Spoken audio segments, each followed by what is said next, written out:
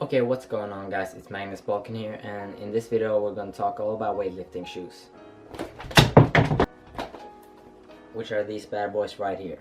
You might be confused about what purpose weightlifting shoes got and which type of weightlifting shoes are right for you. Okay, so in this video I'll be answering those questions and much more, such as are lifting shoes even worth the money, what lifting shoes should you use for each lift, and my recommendations for what shoes you should be wearing, and much more. This video is going to be packed with a ton of information, so please just sit back and absorb like a sponge. Okay, so since I'm not an Olympic weightlifter, I'm going to refer to these shoes as lifting shoes, not weightlifting shoes. And since lifting shoes are most needed in the squat, I'll be focusing much more around how lifting shoes affect the squat. If you're a powerlifter or you just want to be as strong or big as possible, then continue watching this video. So you might even be confused about what's the benefits to weightlifting shoes. Well, that's what I'm going to be covering right now. The main benefit of a lifting shoe is improved leverages at the bottom of a squat. Due to the raised heel, your ankle has to perform less dorsiflexion to reach the bottom position of a squat. So basically what a raised heel does, it makes it easier for you to hit depth because you don't acquire as much dorsiflexion. Because when the heel is raised, it allows your knees to travel further forward. Along with that, the weight of the shoe, the thickness of the shoe, the density of the shoe, the flatness of the shoe, all help you increase your stabilization during a squat. Lifting shoes will help in a bigger degree if you squat high bar with your toes pointing forward, because this position acquires much more dorsiflexion. By this logic, lifting shoes will also help significantly in a front squat. Okay, so now you've basically heard all the benefits of lifting shoes, but are they even worth your money? A good pair of lifting shoes will probably cost around $100 to $200. Lifting shoes are not for you if you're just looking for a quick fix for poor ankle mobility. Work on your ankle, then come back to this video. If you have poor ankle mobility, you need to address this through calf stretches. Only get lifting shoes if you know that lifting is a long-term hobby of yours. Lifting shoes will not magically increase your squat, you still need to put in the work, but they do help. And now I'm gonna go on to some frequently asked questions about weightlifting shoes. I think my jogging shoes has a raised heel, can I use those instead? Well, you technically could, but I wouldn't recommend it because running shoes are not sturdy shoes. They are squishy because they're made to lessen the impact when you hit the ground when you are running, jogging or walking for especially long distances. You don't jump in any powerlifting exercise, which means that your shoe should be as hard and sturdy as possible to exert the most amount of force through your foot. But what's the best heel height for me? Okay, so if you're relatively new to lifting and have a good ankle mobility, and if you've never dealt with weightlifting shoes before, I'd recommend going for a 0.5 inch heel height or perhaps a 0.75 inch heel height.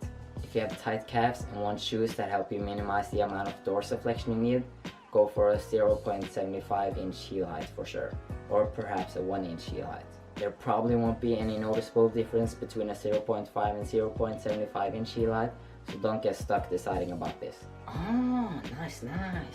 I now know that lifting shoes are best for squat, but what about my bench and deadlift? What shoes should I wear then?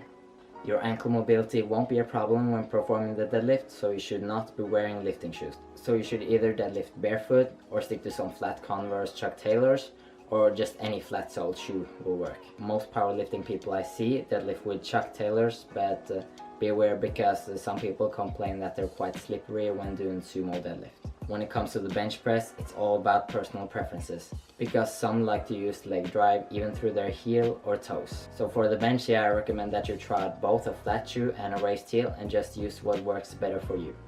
Now I finally know what lifting shoes are. Thank you so much. But what lifting shoes should I get?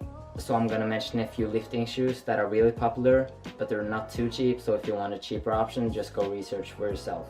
Let's start with the first shoe. The first shoe is gonna be the Nike romaleos 3XD.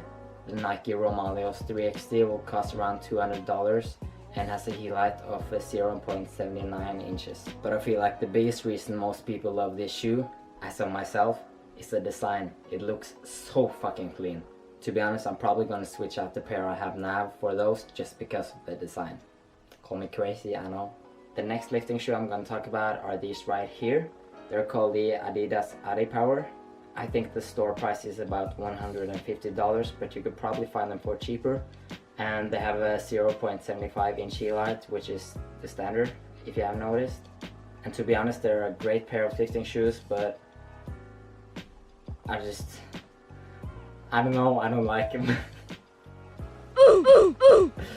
So two other popular options are going to be the Rebook Legacy lifters. They have a raised heel of I think about 0.86 inches if I remember correctly, so you can check those out. And a brand called Position USA also have weightlifting shoes, and those shoes has a 0.5 inch heel height and also have a 1 inch heel height. So yeah, you can check all of these shoes out down in the description, and I'm not affiliated and I do not make any money off this video, just to be clear. So a conclusion for this video is that you don't need lifting shoes at all, but if you do have the extra money it would definitely help.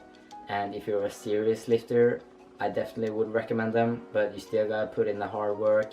It's not any magic, so I hope you find the right pair for you. I just want to say thank you all so much for watching this video. I wanted to cover everything there was about lifting shoes, so let me know if I missed something in the comment section below. And because this video took a ton of time, I would highly appreciate if you leave a like or at least subscribe. I'm coming with plenty more content, and yeah, I'm out.